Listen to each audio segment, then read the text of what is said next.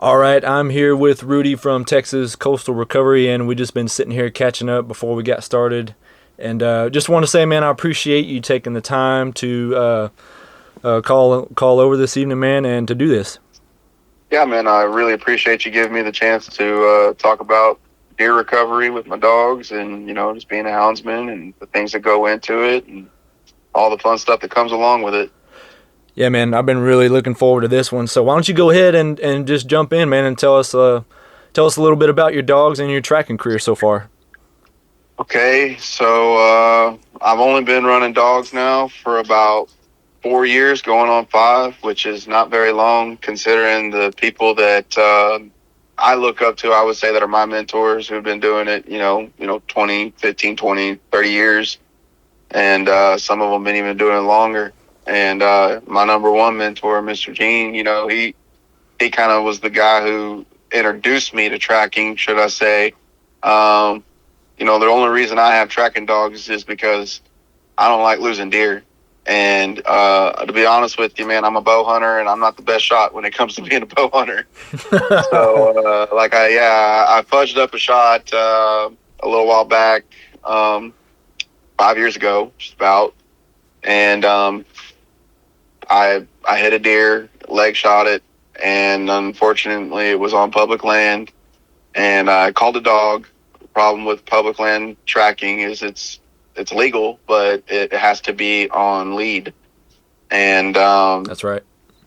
yeah, so that deer would have been able to been caught and dispatched from the wound that it had, because either way, the way I see it is a coyote probably ran him down and ate him, or a pack of coyotes. When a good dog could have ran him down and bait him up, got us there, and let us dispatch him, and I would have got my meat and wouldn't have been spoiled. And at the end of the day, I got my trophy buck, right? Yeah, that's right. So when I saw that dog work, it just kind of really sparked the whole interest of me wanting to even own a dog to track. And the idea crossed my mind, right? I never had the idea of going to getting a dog and really doing it. So I will say that my first attempt was not necessarily an accident, but it really wasn't planned. So I started out with my main dog, Letty. She's my most experienced dog. She's a big, big, big dog. She's a little over 100 pounds. She's a cross between a Cane Corso and Mastiff, and Argentina Dogo, and American Staffordshire Terrier. So she looks like a really big cross between a Cane and a Mastiff, if you've seen her. Oh yeah, she certainly looks the part for sure.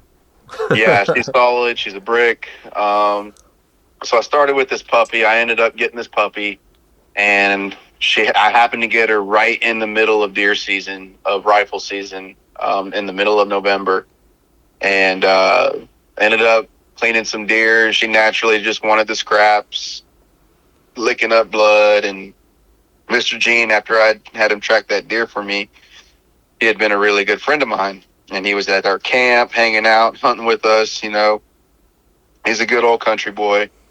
And basically was like, man, you ought to see if that dog will, follow a scent trail. And believe it or not, Letty is very food driven, and she likes to eat.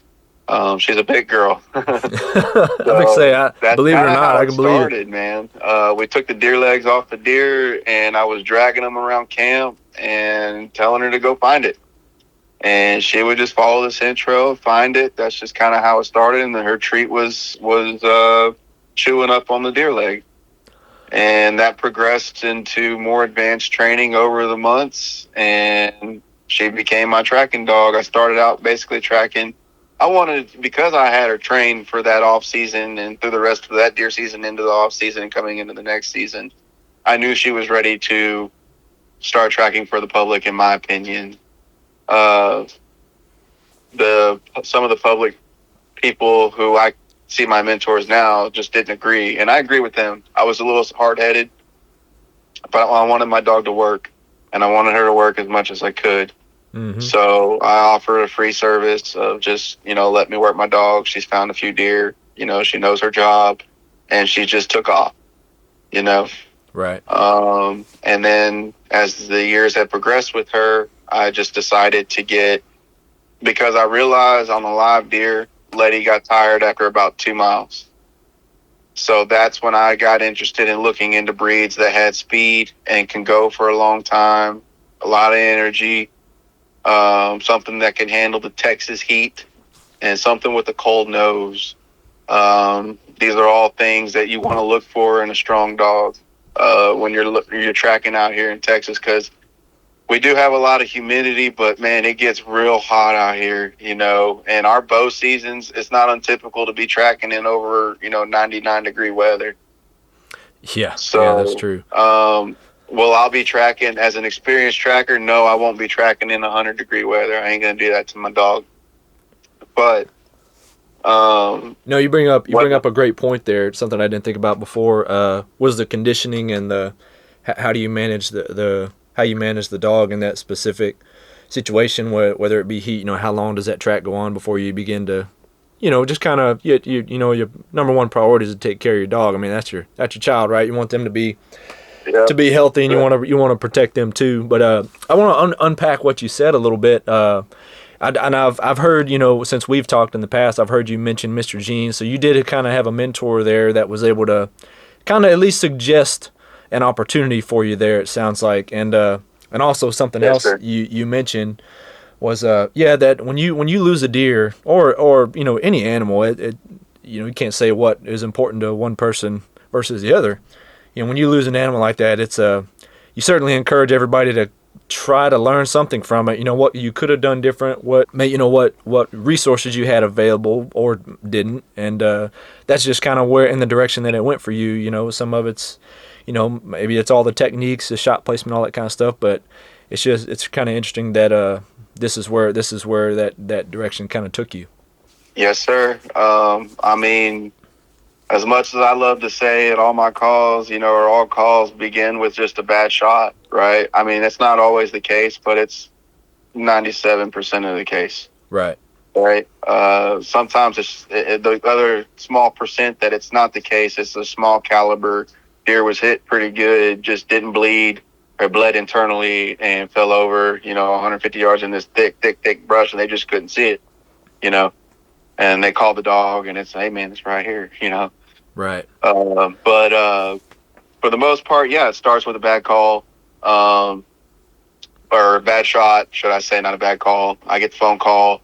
I usually get the phone call after they've looked for at least 4 to 6 hours minimum.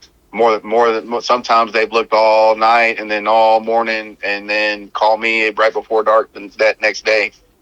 So it's not uncommon to get these calls late, and it's not always because they're prideful, but because they're giving everything they got, and I am literally the last resort, which I don't want to be the last resort, but I definitely don't want to be the first. I really want you to go out there and try to find your deer. Right. Because I've actually helped find quite a few deer without ever having to show up. Just from going off advice, it all starts with that phone call, right? Yep. You seen how I am. I instantly become the investigator on the first 48 because I have to find this deer before 24 hours, really. Right. Because truthfully, even a gut shot deer can go longer than that. A single lung shot deer can. But if you got the right dogs behind it, it'll stop that deer, regardless. But going back to being the first 48, I have all my questions I asked. A lot of times it's, what did you shoot it with? How far was it? Were you in a tree? Were you on the ground? Because angle's everything. That's true.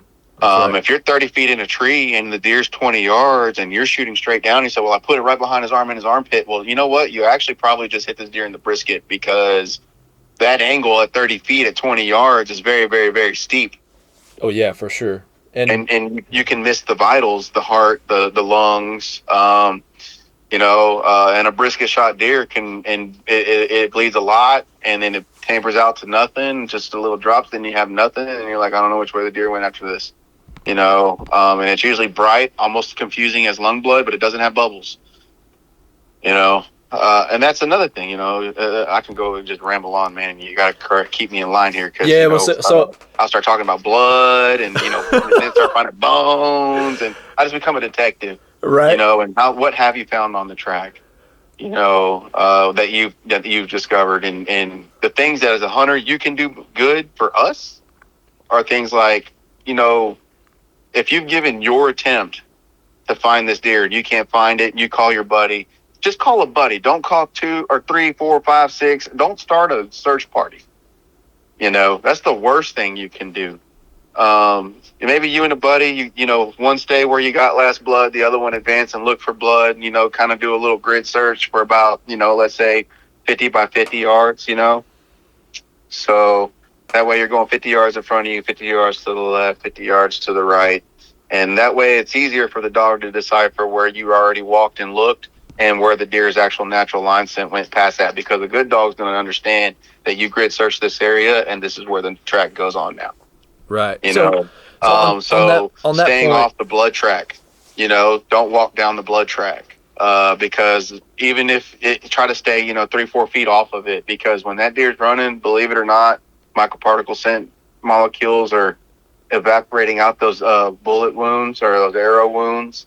And that's what's sticking to the ground or on the leaves, and if you're walking right on top of where you think that deer ran or where you see that blood and you put it on the bottom of your feet and you keep going straight, but the deer may have taken a right or a left, well, that dog's got to figure out. And then you start grid searching, right? Exactly where that deer went, So it just really helps the team overall. But a good team, a good dog will work it out. Right. So you brought up one of my questions. I got several questions on that I wanted to ask you, and I think one of those you just answered was, you hear a lot of folks talking about, not ruining a track and walking all over it. So a good dog would be able to work through that interference, but it can still be an important aspect of the track, right? Yes, sir. So let's say you shot this deer 24 hours ago and you've had over 10 people looking for this deer with you, right? And you have no blood after the last blood, and y'all literally hike every hill for the next half mile, left, right, in front of you, north, south, east, west, right?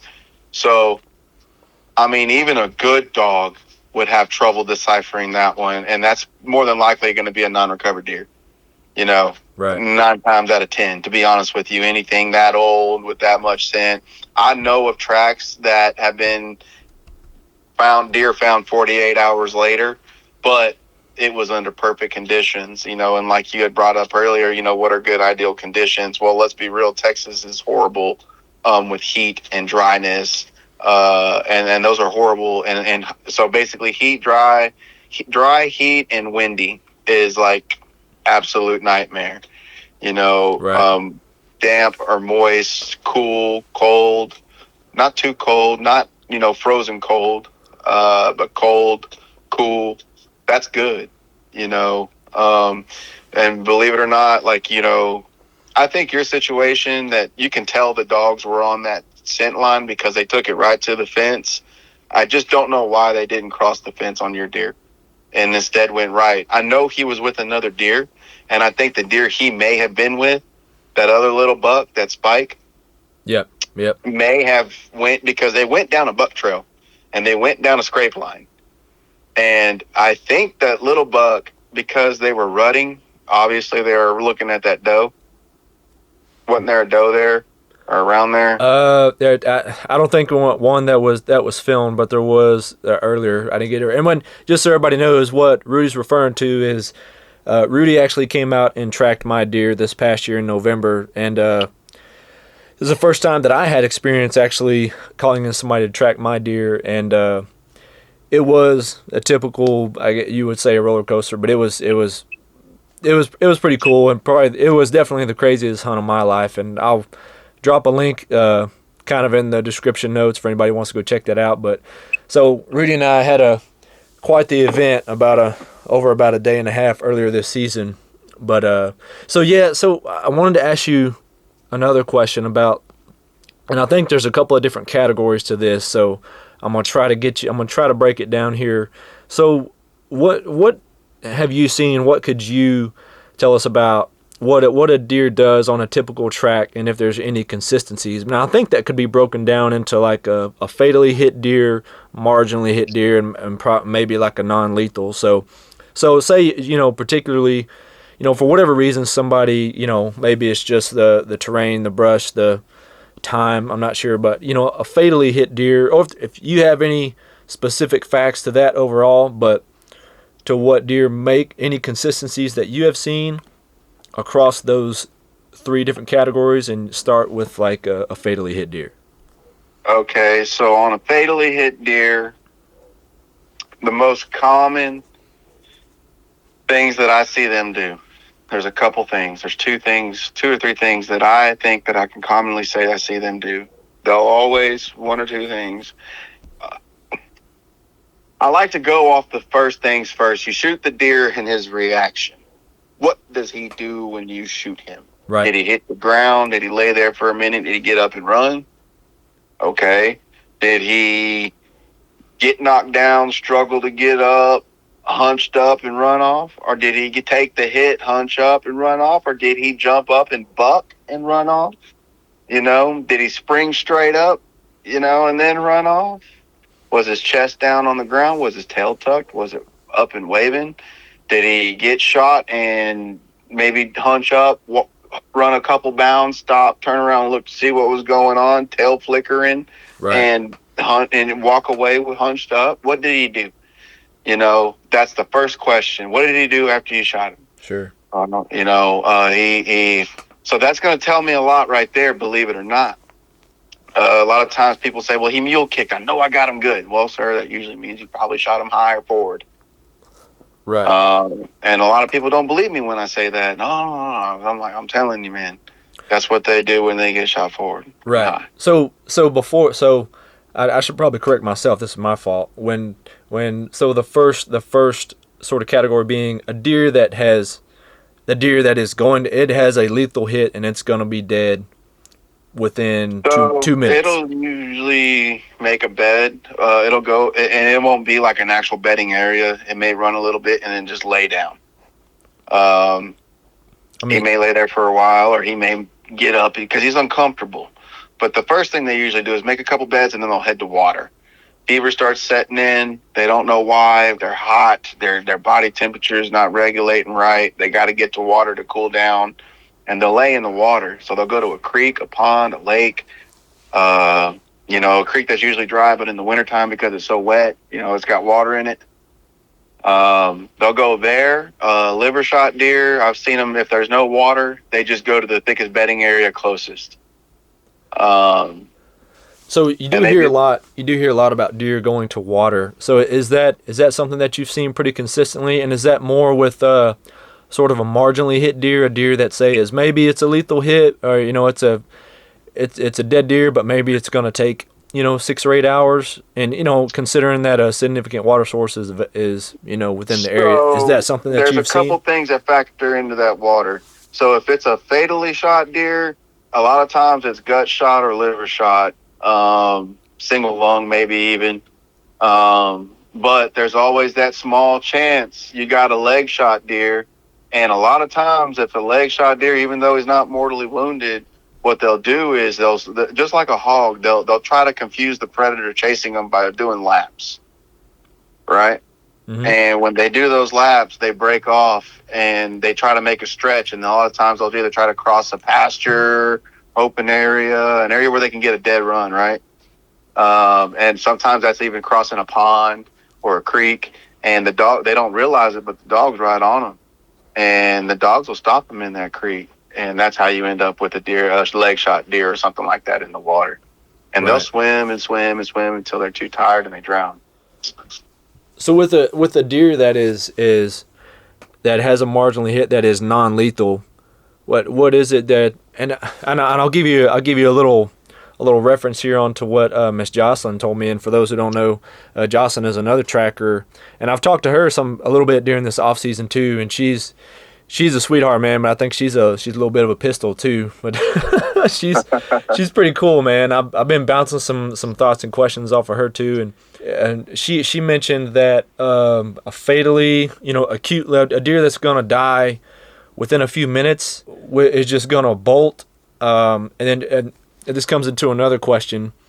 And a deer that is, probably is especially not going to die, let alone, maybe a 12 or 15 hour, you'll see them back on an actual deer trail. So when she's talked about tracking, she says when she's on a regular deer trail, she'll say she knows that's at least a marginal, possibly a non-lethal hit, because that deer's just kind of, I guess, returning to normal routine instead of running for its life. That's right. So she actually has. So I've seen it kind of go both ways. I've killed a lot of deer too, but I've also tracked a lot of deer. I mean, Jocelyn knows her stuff, hands down. Heck, my Lacey dogs come from her bloodline. Right. Both of them, one of mine, and then one comes from basically the same bloodline, but from somebody else. And she mentioned that she's a dog person. She is all about the dogs. She loves them. She knows them. She can read them. Yep. But she is 100%. She is not the tracker hunter combo. So she gets a lot of ideas from you as far as deer behavior and deer tendencies, and she did tell me that quite a bit. So I thought that was a pretty cool compliment for you. Yes, sir. I mean, look, the tracking community in general is very small. Usually, if you get in with somebody, we're tight knit, and we bounce stuff off each other, because from her experiences and my experiences and my knowledge in the woods and her knowledge behind the dogs, it really helps out a lot. And it helped me learn my dogs and learn a little bit better about tracking with dogs, and what I needed. But back to what we were originally on. So Jocelyn, she was hyping, I love that she, told you that. It makes me feel special a little bit. Oh yeah, man. The same way. And like you said, she does know her stuff. So a deer bolts, right? Yes, there's a lot of sense to that. But let's say the deer's facing the trail that crossed from the feeder, from wherever you shot him, or he's walking down the trail that you're shooting him on. Right. He may run down that trail and die on that trail. Sure. But a lot of times when you shoot a deer, especially with a rifle, it's going to bolt. It's just going to get the heck out of Dodge, and it's going to try to get into some thick brush, and it don't know what really happened to it. It felt it, and it heard it, what happened, but it don't know until it's too late, especially if you made a good shot. A lot of people don't like walking in these briars in this thick brush. They'd rather just call us and just say, hey, man, help me find my deer so I can just get it out. Maybe even help us. I know that we're going to maybe help them drag it out of there, Right. But, some of this stuff is almost impossible to track in unless you have good eyes. And there's, people that can't see blood because they're colorblind and things like that. A lot of people don't think about that, I think about it because I fall in that category. And it's a painful characteristic to admit, but I have to own that and understand that, and act accordingly. I can't get gung ho and treat it any other way. I have to know that that's a limitation for me, which is fine. I just gotta know how to respectively manage it. Right. So yeah, that's to a sense. But a lot of times when I'm on a track and the deer's not fatally wounded, she's absolutely correct. They end up back on a deer trail, and they're walking it like nothing's bothering them. You'll see them maybe even go to a feeder. They'll walk down a road to throw the dogs off. They'll double back through a pasture and come back through. I've seen it, man. And my dogs are pretty good at what they do. I've seen my Lacey dog Deuce, right on a deer, and I watched what that deer was doing and how far he was behind that deer. And that deer was out running, and I'm like, man, that deer ain't fatally shot. He was leg shot. My dog could have stopped him, but he ran into a neighborhood. Right. So I couldn't let him go. But, so she does have a sense to that. Reaction is everything, though. It starts with the reaction, and, and like I told you, it's all about what evidence. I have to try to put it together. Like, I don't want to get called out on a track and, public lands, I do it free.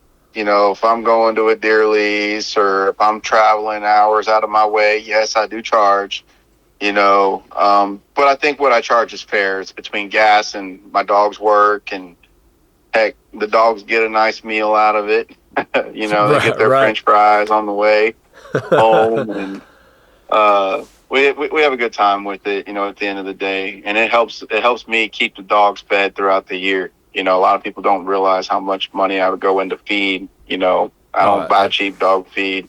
Absolutely. I treat these dogs like my family, you know, because they are. Heck, Letty's sleeping on the couch. Deuce is over here, got a hallway full of closets that he's playing with right now.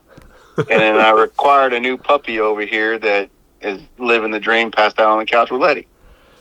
Yeah, I know you got a new one in the household. I'm excited for you to see how. Yeah, man. You know, I just love training my dogs. You know, I really, really do. I love being a houndsman. I guess I didn't realize that's what I was until I had these two dogs here. But I guess you can say that. You know, and I'm still learning. You know, I'll tell everybody, hey, man, I ain't no pro tracker. My dogs ain't, you know, 8, 9 years, 10-year, you know, veterans out there, but right. I know what I got, and I know they're good, and heck, they found your deer. So yeah, I was gonna say, hey man, if you ask me, I'd say they're pretty damn good if you ask me, but I might be a little biased. So I mean, your track was amazing. So like, there's a lot to say about that track. What we didn't tell everybody was there was a torrential downpour from the time you called me until when I came out there. You know, if I could do one thing, maybe went out there in the middle of the night or something and ran and found your deer, so the coyotes wouldn't have got to them. But, yeah, and we can kind of rehash that real quick, just so it was a pretty. I mean, it seemed to me like it was a pretty unique situation, and it was definitely a stressful situation because the deer was shot about 7:30 in the morning. Yes. We did not go in for the track until about 24 hours later. It's exactly 24 hours later. Yep. In between that time, this was, and some of the key things here on some of the decisions we had to make was marginal shot, a quartering to, slightly quartering to, and still hit it a little bit back.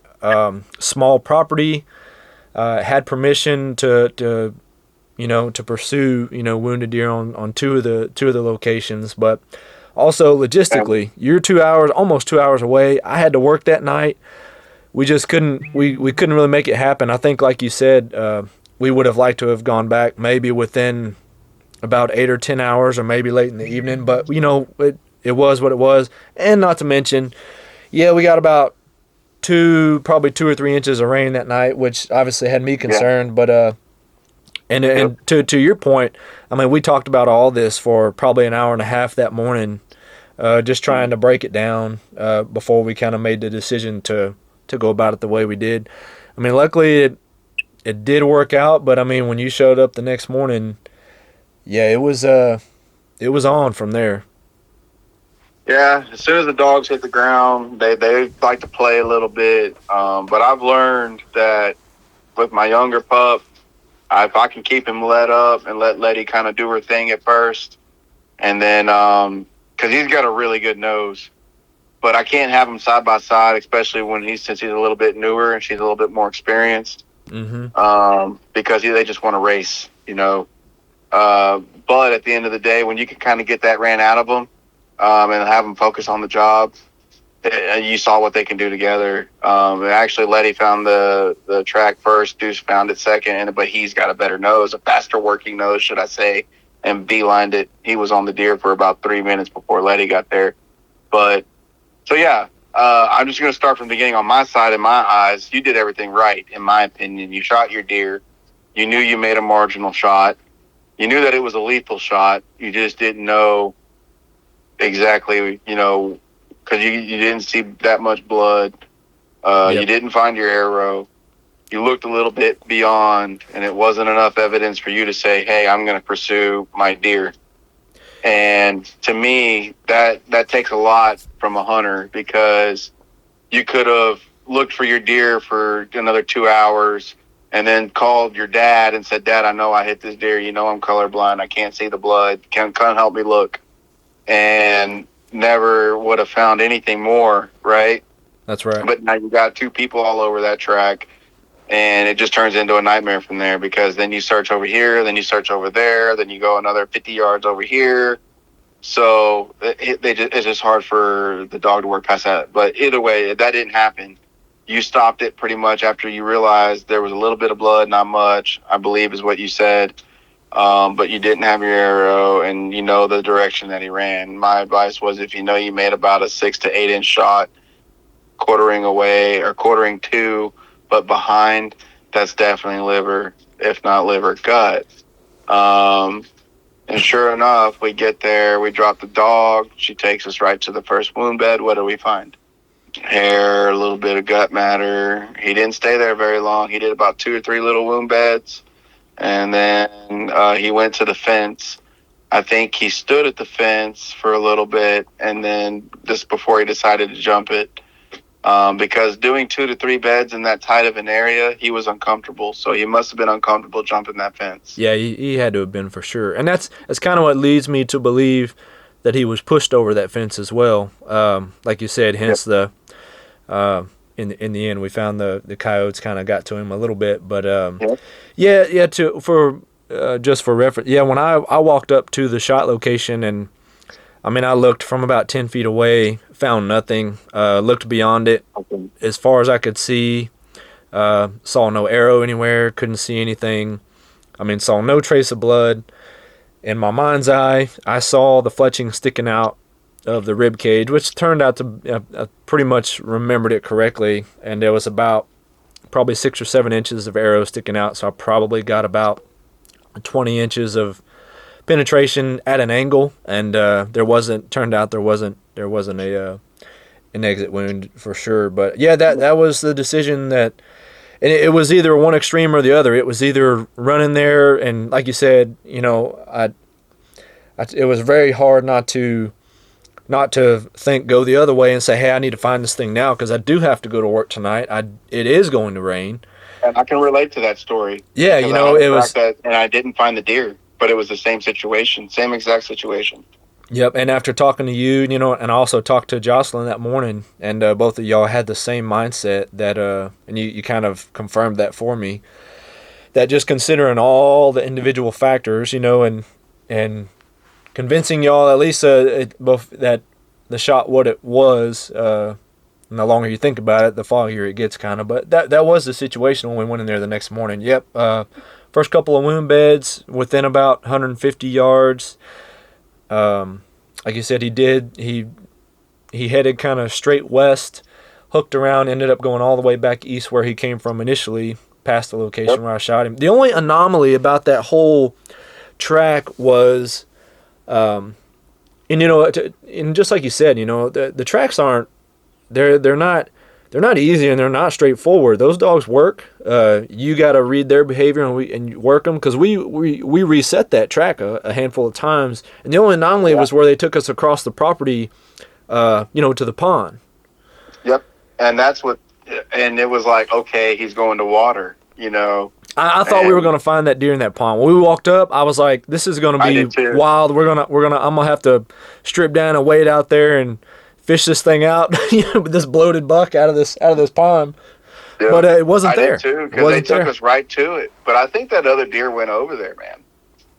Either that or the coyotes pushed him, and maybe they backed off. I think another deer went that way because they took us right down a deer trail. I think so too. And you even made the point, which in the moment I think you were correct, because you were like, you know, I think this deer's alive, because the direction we went and the way the dogs were behaving and the trails that they were on, it was like, okay, they're tracking to live deer or some point in time. And I think, you know, ultimately that's what that was making you contemplate whether that deer was actually dead or not.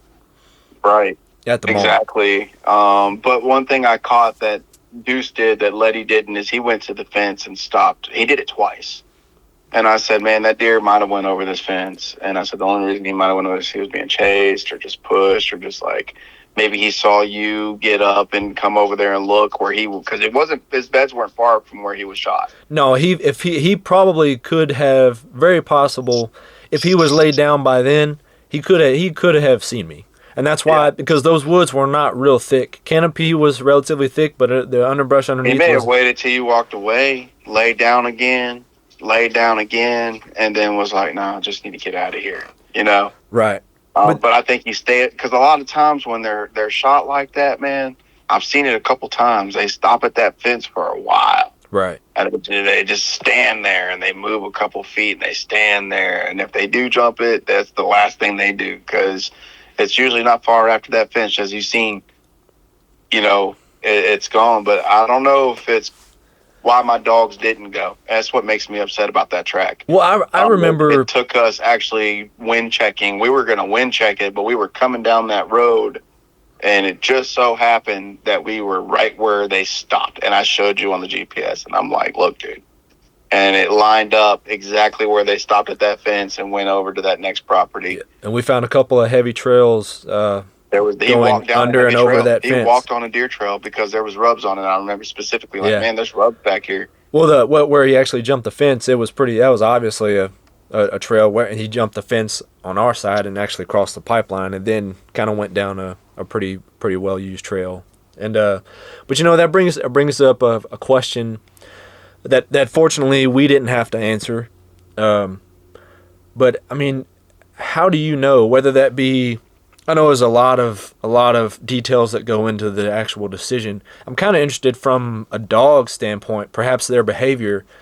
How do you know when a track is over? Do your dogs do anything specific that tells you that the track is pretty much done? I mean, what does that look like? If my dogs are on a deer track and they'll go, and you can tell they're working a track. So there's two things. A dog looking for a track is going to circle until he picks up the scent. A lot of times, if I drop him, and I always drop him where you shoot him, that way they can get as much of that deer as they can from the time he was there until the time you lost the track. So that way they know all the scents: his hide scent, his interdigital gland scent, his tarsal gland scent. Because every rut and buck puts off a scent, because what do? Pee on their tarsal glands, right? That's right. So as the line goes and they lose blood, of course they start with the blood. They know where he shot. They know what scent he's on. Blah blah blah. He's going to be able, once that deer stops bleeding, he's going to go off of his hide and his interdigital gland. And once that adrenaline stops, that interdigital gland's not going to be as strong as it was when he was first shot. But it's like every other person. Their interdigital gland is their DNA print. That's right. So that's what's going to help them, depict what deer they're chasing. So like, you can have 20 deer underneath a feeder, and I can assure you, my dogs will find the one that was shot. They're not going to chase down 5 deer, 10 deer. They're going to find the deer that you shot. And that's because it starts with the shot location of hide scent, blood, interdigital gland. You've all been in a situation where a deer busts you, and it's stomping and it's blowing and it's stomping and it's stomping. What it's doing is it's releasing its pheromones from that interdigital gland, letting the other deer know there's danger here. Right. So that's kind of so my dogs, a lot of times, if the deer's alive and it's like maybe a high back shot or a forward, chest shot or a high shoulder shot, that deer's not, it's going to be hard to catch that deer. Now it won't be for me because of the dogs that I'm running now, but before, because it was just leady, yes, it was hard. And if it's on lead, you're definitely not going to catch that deer. The dog has to be able to run it down. It has to be able to not have to drag a 200-pound weight behind it, and that be the 200-pound weight being me. Right. So, but if the dog picks up and it's on a track, and what'll happen is it starts kind of like zigzagging, or like what I call the S. And depending on how loose your dog tracks, meaning how wide it can pick up scent and stays on that track.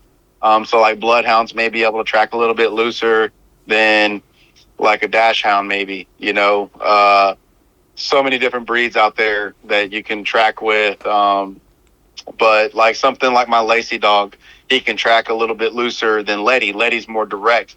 I tell people, hey man, when this dog's tracking, she's tracking right on the blood trail. When my Lacey dog's tracking, he's combining air scent, mixed with wind, which would be wind scenting, to also ground scenting, because he's working a big ass as he's tracking down the line. When they tighten up on that deer, the line doesn't become a zigzag, it becomes a straight line. If it's a straight line, just specifically straight, they're chasing a live deer. Once that line just stops and you just see the dog standing there and it's not moving at all, that's kind of like when I say, hey man, let's go in here and check what they're sniffing on, and it's usually your deer. Right. So yeah, and you kind of brought up another question for me. So what are the differences in the regulations for, like, because that's something I haven't looked in purposefully. I kind of just wanted to hear from you, but the regulations around having dogs like on a lead and off a lead, where that's allowed versus not, and also being legally allowed to like dispatch a deer once it's found. What are the differences there? Okay, so there's a lot of things to consider when it comes to dispatching a deer or tracking a deer. Public land, hands down, you cannot run a dog off lead. It has to be on a lead. I run a 30-foot lead 99% of the time.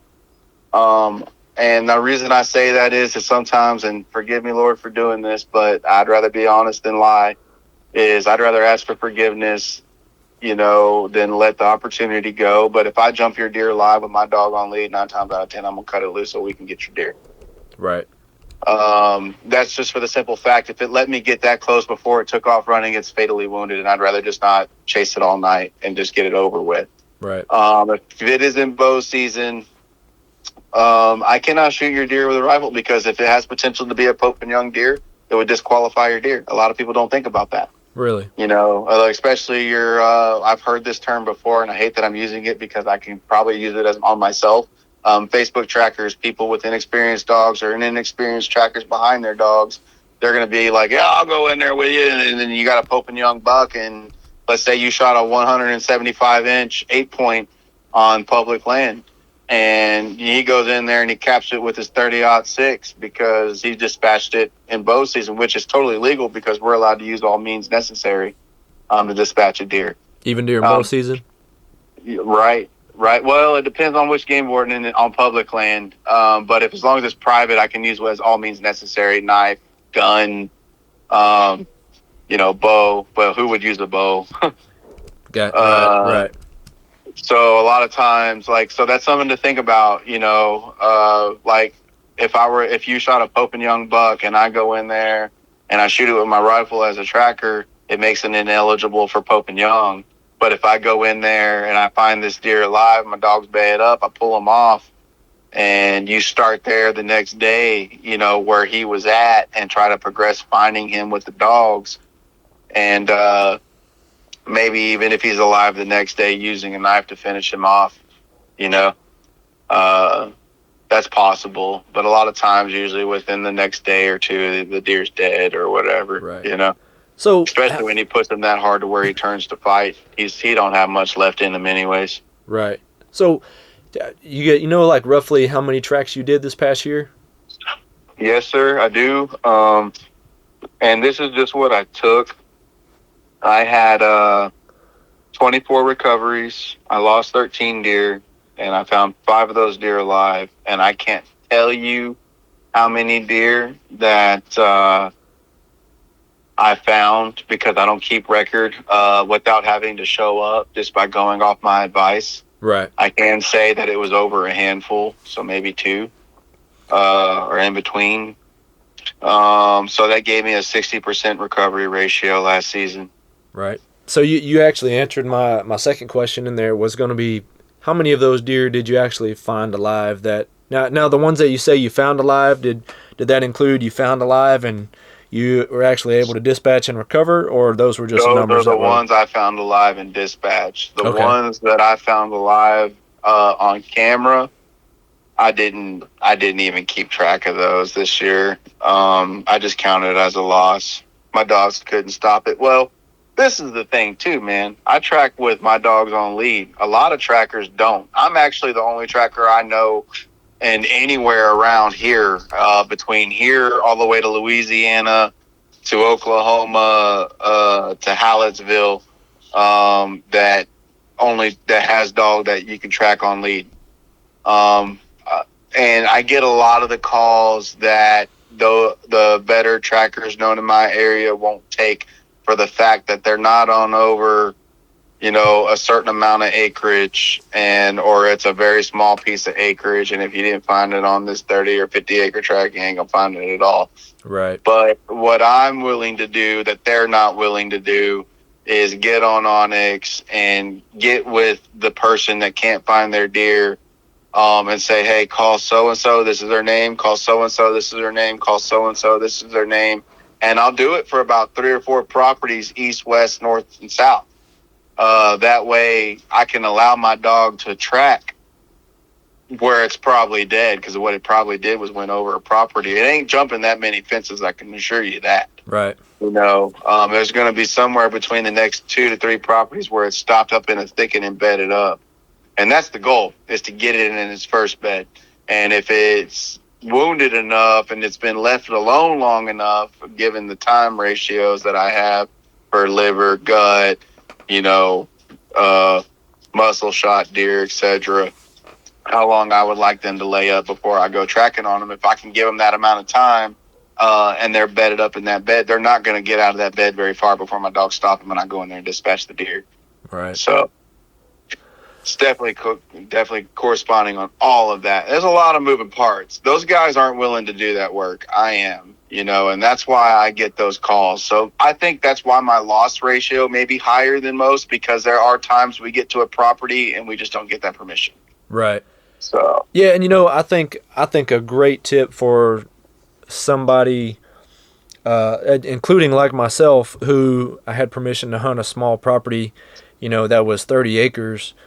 When you're hunting a small place, that's exactly what I get most of my calls, 30 to 50 acres. Really? Well, yeah. Do your best to do some due diligence up front and get that kind of pre-qualified permission from some surrounding neighbors. Hey, if this season comes around and I shoot a deer that crosses over your property line, do I have permission to retrieve it? Because the timing and can be, you may not have time to sit around and try to find phone numbers, knock on doors, like you said, if it's 10 or 11 at night. And I mean, I was very proud that I thought a little bit about that beforehand, to try to think about worst case scenario, because I thought, what if I had some landowners around me that don't even live in the state of Texas, and they just own. That's exactly what happened. Yeah, that was their vacation house. Yeah, and and then there was one of the properties was commercial, and the owners lived in Seattle. Yeah, that wasn't going to get them on the phone, and on a short notice. So I think it's a great tip for people to try to do what you can up front, and because when you're written, a text, an email, a letter sent to you, and it's not necessarily for me, because if we get called by the neighbor, and they're like, "What are you doing on this property?" He's like, "Well, I have permission," and I'm like, "Well, did you ask for permission? Did you ask for proof?" And I'm like, "No, but he told me he had it. I believed him," Right. And it's all because. And you may have had permission, but if you don't have it there where you can just pull it up and show it, hey, look here. And he's like, oh, okay, yeah, man, go ahead, do your thing. Right. The neighbors were just concerned. They didn't know if you were a thief trying to steal their tractor off their property. Right. Exactly. Yeah, me and my dog are here stealing tractors, bud. Yeah. But that's definitely great advice, man. And that's, like I said, a lot of that you already had done before you had already talked to some of the neighbors, I thought, before I even showed up. Yeah. I mean, that was pre-season that I had kind of. Yeah, that's what I thought you had said. It was pre-season, like planned out. Yeah, there was one area that I didn't really have permission to go to, but that would have been as simple as going to the house. The other ones were undeveloped properties that I made sure that I had permission to go on. But Well, man, I want to be sensitive to your time and everything, but I did want to go back and actually talk about your dogs, and for anybody who is looking to get into this, I mean, it's for you, your dogs and what you do with tracking is so important that you've designed a life around being able to do this every year, and that takes some sacrifice, and I mean, to me, a lot of courage to get out there, get out of your comfort zone a little bit. I mean, this wasn't something that was kind of spoon fed out for you, that you had to take a chance to do this, and that I kind of want to just talk about some details, give somebody some confidence if they're interested in this kind of thing, that they could take a step towards that space as well. And absolutely, yeah, yeah, so I get where you're going with this, man.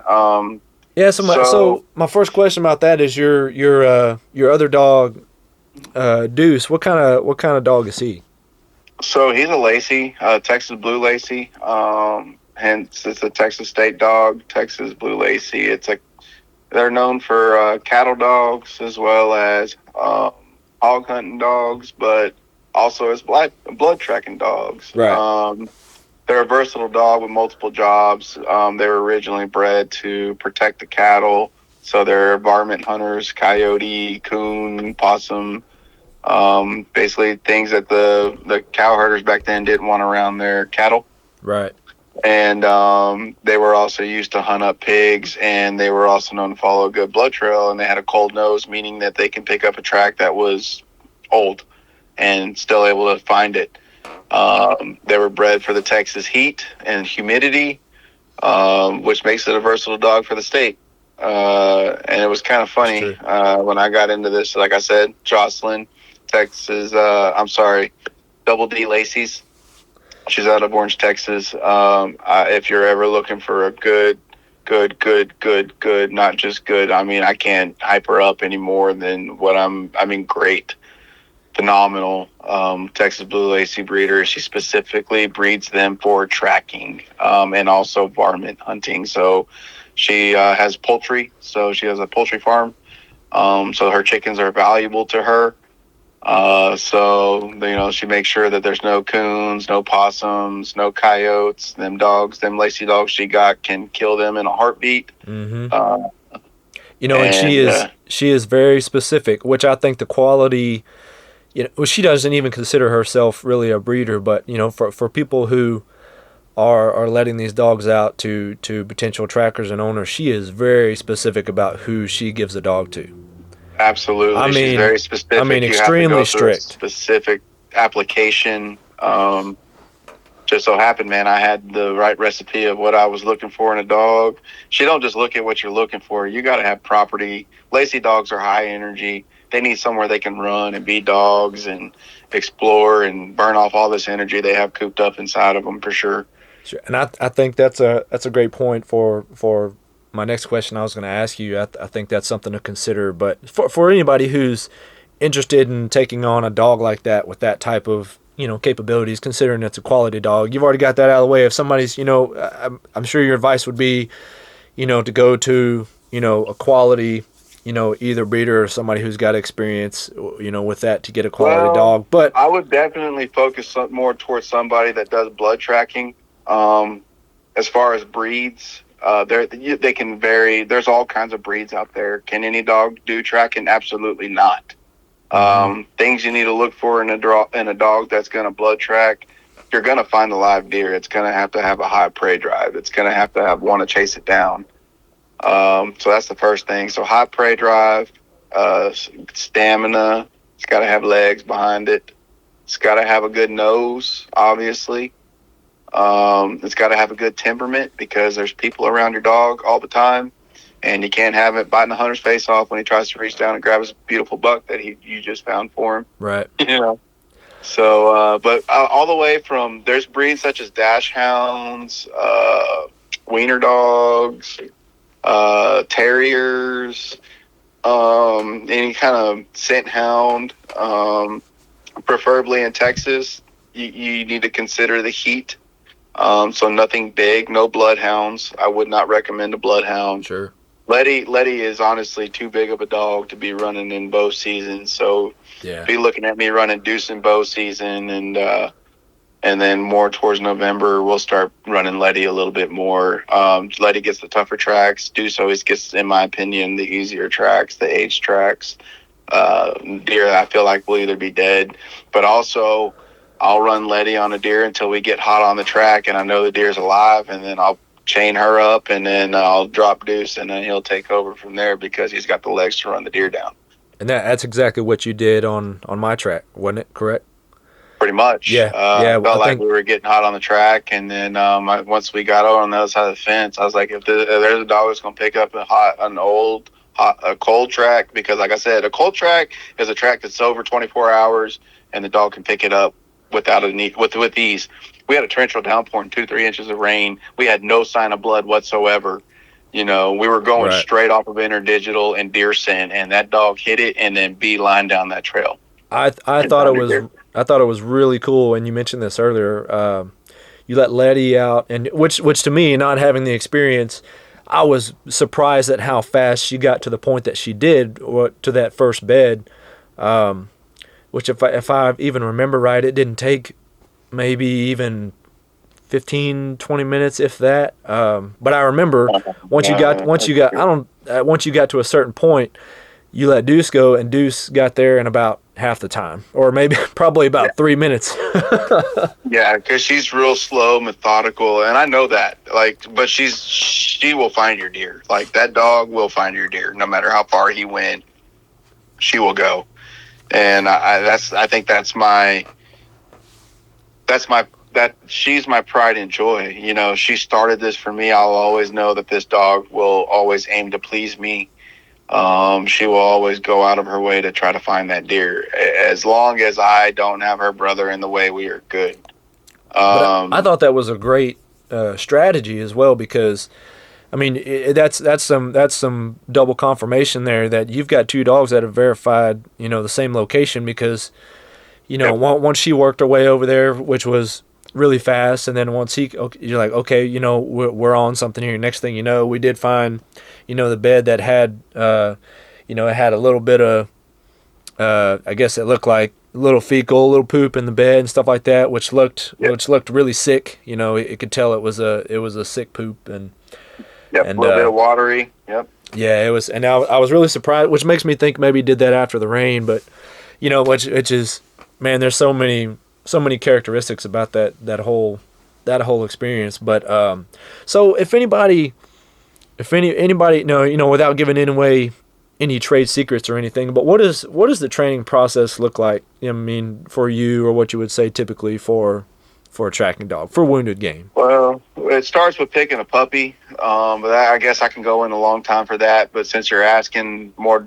towards the training side, I guess it would go with liver drags at first, then hoof drags, and then I take away the hoof, and I just do, and I take away the liver, and I'll do drops of blood, and I'll start a hit site. And what I'll do is I'll kick up the ground, put a little bit of deer hair in it. I'll pull it off the hide that I got in my freezer. I freeze deer parts every year. Call me weird, but you know what? I train dogs, so. Well, yeah, I mean that's part of my history here, So I got hide, deer liver, deer blood. I keep that as a steady supply in my freezer. Oh, and deer hooves. So could you? But deer hide is not necessarily used during the laying out process, other than the part of the tree at the end of the tunnel. Right. So when you say liver, could you use any liver? I mean, you kind of go specific. You can use beef liver. It works just as good, but I prefer to use the real thing. Sure. If you can't get the real thing, let's say you don't have anything at all, I would start with just using beef liver as a puppy. You don't want to use that very long. You want to run that about 4 or 5 times, maybe even less, and then switch them straight to blood. And you can lay a blood track. And then it starts with aging, right? Because people don't call you an hour or 30 minutes after you shot the deer. They call you 4, 5, 6 hours, right, plus after, sometimes days after. They search for a couple days or a day, say 24 hours or whatever. And then you end up taking away the blood, or you can use the blood and go with using the interdigital gland. So that's why I save the deer legs. I got a special set of tracking boots that I ordered online that hold the deer leg. And what I'll do is, in between the toes, that interdigital gland is the hole right in between the 2 hooves of the deer. Mm-hmm. And you can reach in there with a pocket knife or a screwdriver of some sort and pull out that white waxy substance. I rub that on the bottom of them, and I mean, I'm not really revealing anything that you can't find on YouTube, man. Yeah, you know. yeah. So, but part of it for me is it's about how serious are you. If you're lazy and you're not willing to walk out there in the woods when the mosquitoes and it's hot and you're sweating and life sucks, you know. I mean, seriously, like, it's work. It isn't easy. It's not always out in an open field. You know, you got to put the dog in real situations. You got to cross creeks. You got to act like you're walking into a pond and then coming out on the other side and walking another 200 yards and then, you know, adding 90-degree turns and then horseshoes like your deer do. Sometimes they double back, and they do this to throw. They're used to being chased by coyotes and stuff, and they do this to throw off the coyotes, you know. Right. And they'll do it to throw your, because they don't look at your dog as a dog or your pet or a hound. They look at it as a coyote, you know. Right. They don't. They look at you as a predator. They don't know any difference between you and a coyote. They just know you want to eat them. Right. You know? So, and they know how to throw them off, especially big bucks. They're not stupid. They don't get big by being stupid. So, right. you know, that goes a long ways, you know, especially you've hunted big bucks, so you know exactly what I'm talking about. Mm-hmm. They're different creatures, that's for sure. And every facet of the game, they definitely are. Yes, sir. So, you know, as far as, you know, training them, you know, they are what you put into them. Now, I don't recommend running a track. When they're puppies, it's okay to run a liver drag, you know, 2 times, maybe 3 times a week. But as you move on in your training, you're training them, you know, 2 times, maybe 1 time a week, and you do it every week, 1 time a week.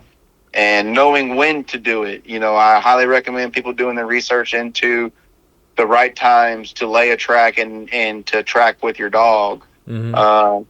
You know, because all the weather elements play a factor into it. You know, you don't want to, you're going to stress your dog out running them in 100-degree plus heat in the middle of the day. And right. So there's a tracker out there, and I'm going to throw him out there. His name's Dustin Mikado, Southern Trackers of Texas. He runs some of the best dogs right here in East Texas, you know, and I'm not going to sit here and lie. You know, his dogs are better than mine. I don't know, man. I'd say different. His dog didn't find my deer, I can tell you that. Yeah, they just been doing it longer, you know. Yeah. They got a good nose, and, you know, he knows his stuff, but you know, he said a couple things. He's another mentor of mine, and that's why I'm giving him a shout out. I look up to the guy because he finds a lot of deer. He knows his stuff. His dog's very good, and he worked hard to get a good dog out of what he has, you know, and he's definitely got a working stock out of his kennel over there. But, you know, the guy taught me a few things. You know, not every deer can be caught, Rudy, is what he told me. And I said, man, I know my dogs ran this deer 3-4 miles and then they quit. He says, but not every deer can be caught. You know, you got to learn to lose some and win some. He's right. like, but you should be winning more than you lose. And the way I saw it this year, I came out on top. So I must be doing something right. Right. You know, so he said a lot of things to me this last season, that reflected in my future as he said them. And I can appreciate what he did for me, for sure. Yeah. Yeah, I hear you. And, you know, something that you mentioned about the training was setting up your, I mean, you know, I'm sure there's parts of the training where the whole key is setting up your dog for success early on. But so what does that timeline look like as far as potentially months? Maybe it varies, you know, per the dog's personality, but at what point do you decide that a dog is ready for a live track, or do they go solo first, or do you pair them up? Do you put them on? What does that look like?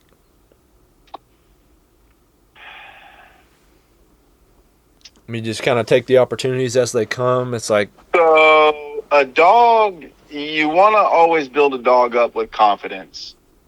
Right? mm-hmm. So you don't want them to come in and immediately be taking liver tracks or gut shot tracks or leg tracks, because 9 times out of 10, that dog ain't going to find that deer, and it's really not going to know, because at the end of every mock track is what we call them, track simulating a real wounded animal or fatally wounded animal on a mock track, there's always a reward at the end of the tunnel. The dog is always going to be greeted with a treat and praise, right? Right. So a lot of times, especially when when my dogs found your deer, what were they doing? They were feasting. Oh yeah. And that's what they do every time they find a deer. So they find the deer and they eat, and then I get there and I pull them off, and I'm like, good boy, good girl, you did great, you did your job, I'm proud of you, and I just hype them up so they're ready for the next one, and they get their little treat at the end of it.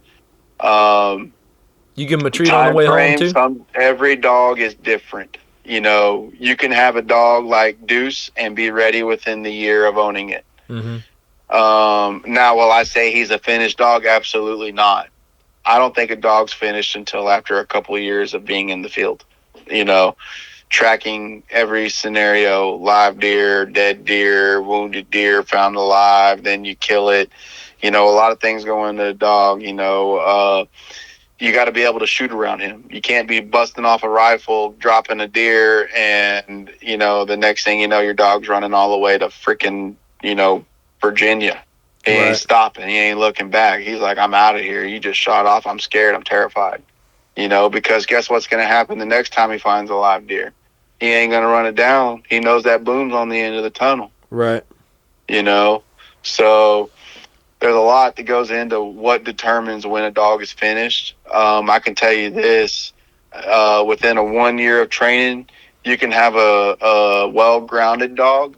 And the best way to do that is not track for the public, is track for yourself. Even though you watched the deer drop or whatever. Your dad shot one and it's like, oh, he only ran 70 yards. All right, Dad, hey, hang tight. Let me bring my dog. Let me run him real quick. Because all that's going to do is build confidence for the dog. It's going to understand its job. It's going to understand that there's a deer at the end of that tunnel. All those scents it was trained to smell, now it all makes sense. Right. Here it is. Right? So that a good dog's going to find the deer. A great dog is going to find a deer, and if it's alive, is going to stop the deer and hold it until you can dispatch it. That's the difference. Right. And it's hard to get a great dog. It's hard to find a dog with that prey drive. Now, a lot of dogs have it, and a lot of dogs can find any dog can find a dead deer as long as there's blood on the ground. Mm-hmm. Truthfully, it's natural for a dog to use its nose to find food.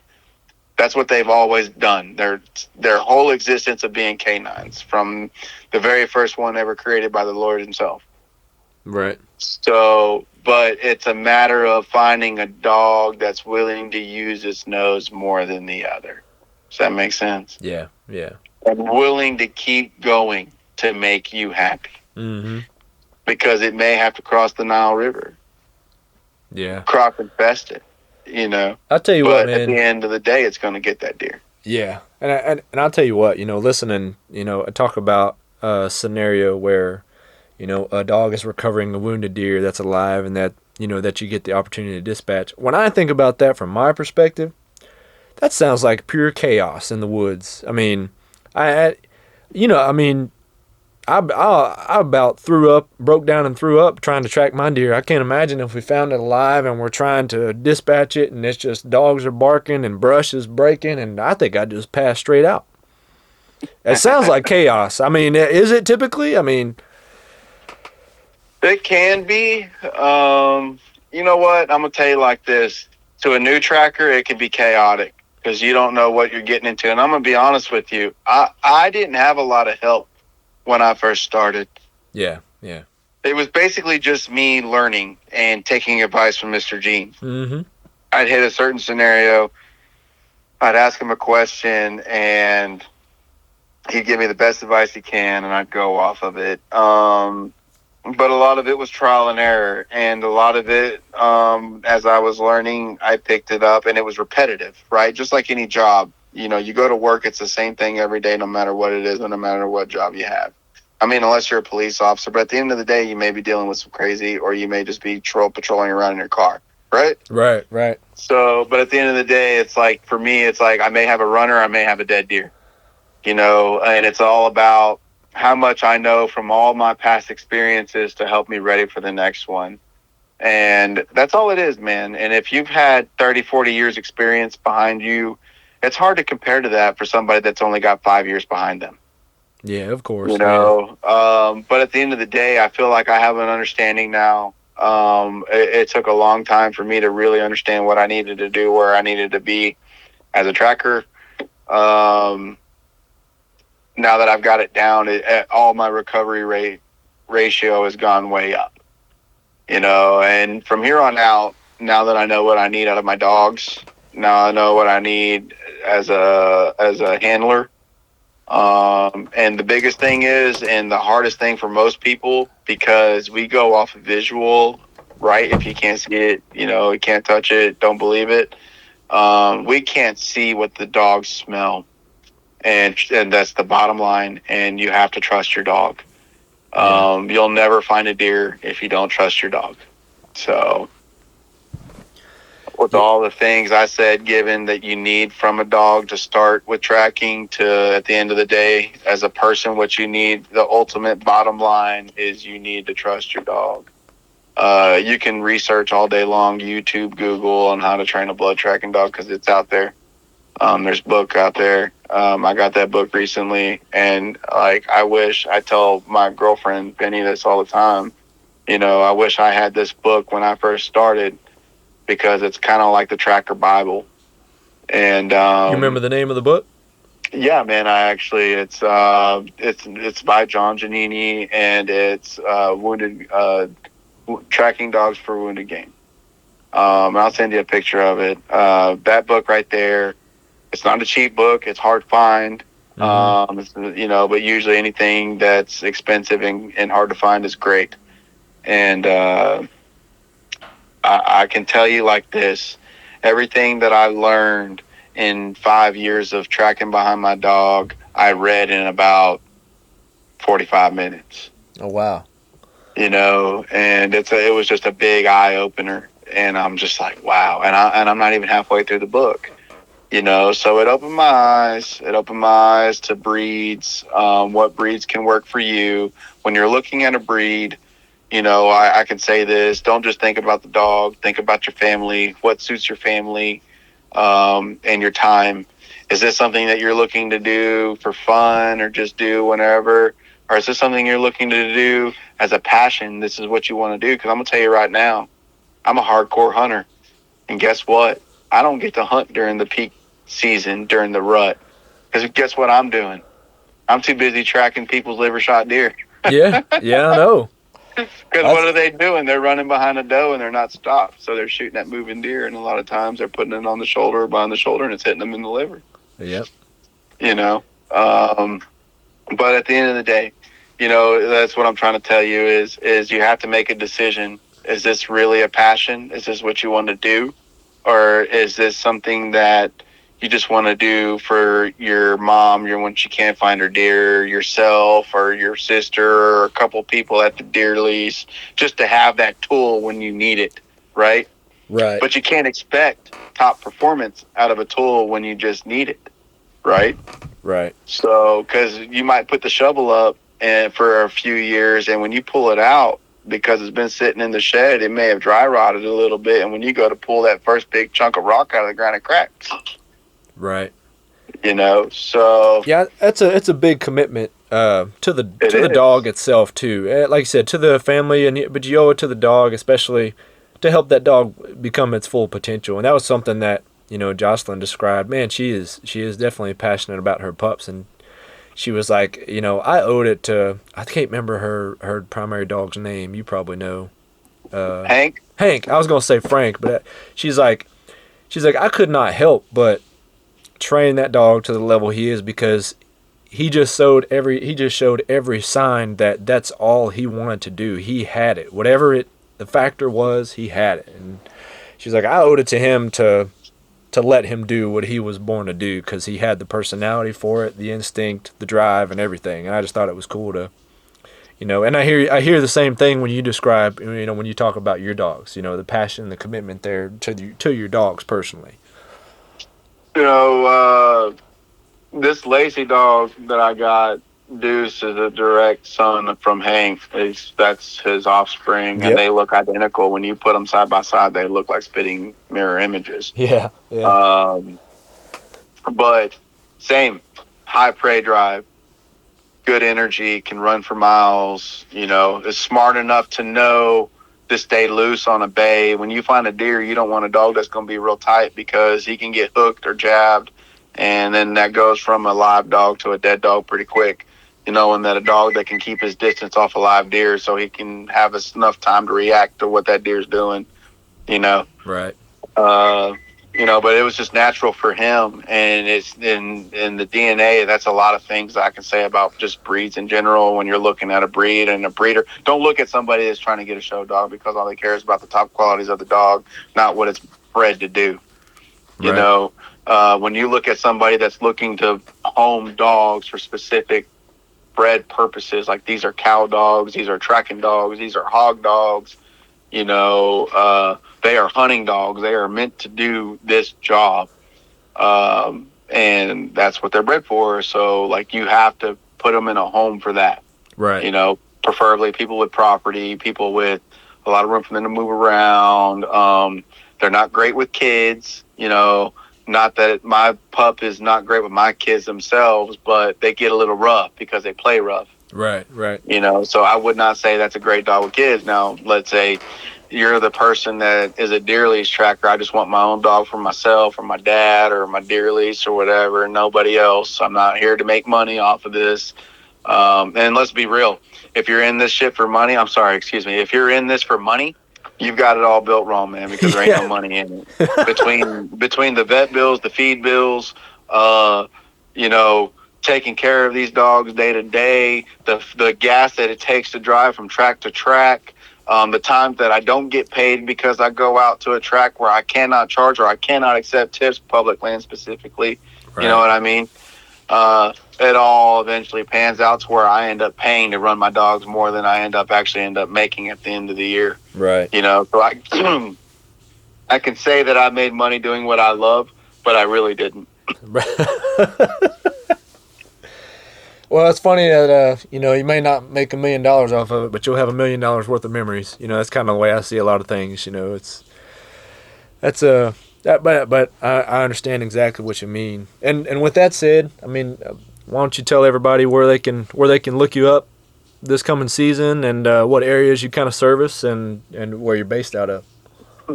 Yes, sir. So I'm right here out of Anderson, Texas. I service all the way, from Hallettsville, Texas, all the way to deep East Texas, like Hardin. I've been all the way out to Woodville with my dogs, all the way down to the coast, as you know, east and west on the coast. So I usually work within 2.5 hours. My business is Texas Coastal Recovery. You can find me on Facebook at Texas Coastal Recovery. You can find me on my own personal YouTube. Now, I do have a couple tracking videos, but I'm under Texas Coastal Outdoors there. I try not to promote that too much for tracking, but just my personal hunting page. Like you, I have my own personal hunting page. Right. But I do try to post videos of my dogs tracking, and I do have more exciting video that I can add up this year. So I'm looking forward to that. Just having that. I'm not as good as you, by the way. This guy right here is a beast. I love his videos. I couldn't have put together a better video than he did with his deer that I recovered. If you haven't seen it, please go click on it, follow and like it, and follow him. 100% recommend his channel. Very informative, very high def. I'm just a speck compared to him, and so I really appreciate the opportunity you've given me today to talk about deer tracking. I know we haven't talked about much in my book, but I hope I was helpful enough for anybody looking to get into it or understand and know when and when not to call a tracker. Yep. Yeah, for sure. And you didn't have to drum me up like that. That's But well, no, I'm just being honest, man. No, I look at your videos compared to mine, and I'm like, dang. No, I really appreciate it. And I can't tell you how putting our video together was the best thing that I've done so far. And I wanted to honor that whole experience. So much emotion. Oh, man. It gives me emotion every time I watch it. I mean, yeah, my dog's in there. I ain't gonna lie. I think I don't watch many. I don't hardly ever watch my videos once I put them out because I can't stand to see myself. But that one, I ain't gonna lie. I may have watched it a few times because it's just man, it's pretty darn cool. And I wanted to feature especially highlight what you were able to do and what your dogs were able to do because it was just the whole thing was just incredible. Well, man. I just love the experience. We can type it up every time and hype it up. I mean, it's just like, dude, you were tired. You went straight from working to hunting. You got a great hunt in. You made the right decision. Man, yeah. I'm not even going to say it was a bad shot because really, if you think about it and the angle that you were in for the distance that you were at, it looked like a great shot. It could have been better, but it wasn't.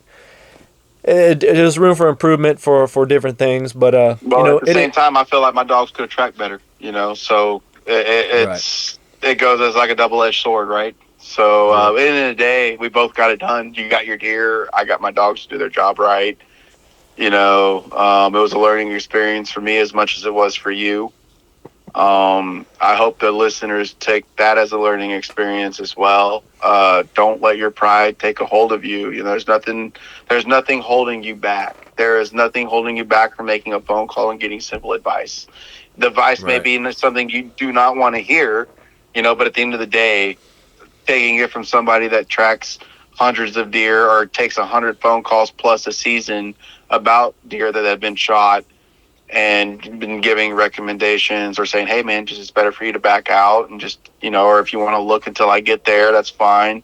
Try not to walk on the deer track that you think where he was and blah, blah, blah. Don't get 10 people out there. I don't want to be the first resort, but I don't want to be the last resort. I want people to go out there and use their native instincts to try and find their own, deer. My advice too is if you don't see your deer fall or, within sight with a rifle, definitely give them over an hour. Let them lay for about an hour, especially if you shoot them with the bow, definitely give them an hour. It's okay to track within 30 minutes after you shoot them with the rifle to get down and go look and see if you got blood. A lot of times the deer won't bleed right off the impact. It may be 30, 40 yards before they start bleeding too, So I'm not opposed. I say it every time, man. Look for your deer, but try to conserve, the trail as best as you can. Right. And mark it. Mark where you shot it. Mark where your last blood is. And nothing helps a tracker more than that than I can mention. So. Right. And it's okay. We're all gonna make maybe some not so wise decisions. We've all done that. It's okay to make a bad shot, man. It's okay. Let's just be real. We're human. Yeah. And then when it comes to that whole follow up process, it's however it works out. As long as you try to make a point to learn something from it, so something to take out of it going forward. I think that's important. Yes, sir. So. Well, man, I certainly wish you all the best coming up this year. I think it's going to be another busy year for you, honestly. But that just means you gotta shoot that buck opening week, dude. Yeah, knock it out. I gotta get it out of the way. Help me out. Hey, you want to give me a spot? No, I'm just kidding. Well, man, I appreciate you coming on tonight, and I hope you have a good, safe year coming up. And I'm sure we'll be keeping in touch. Yes, sir. Thank you. I appreciate it, and y'all have a good night as well.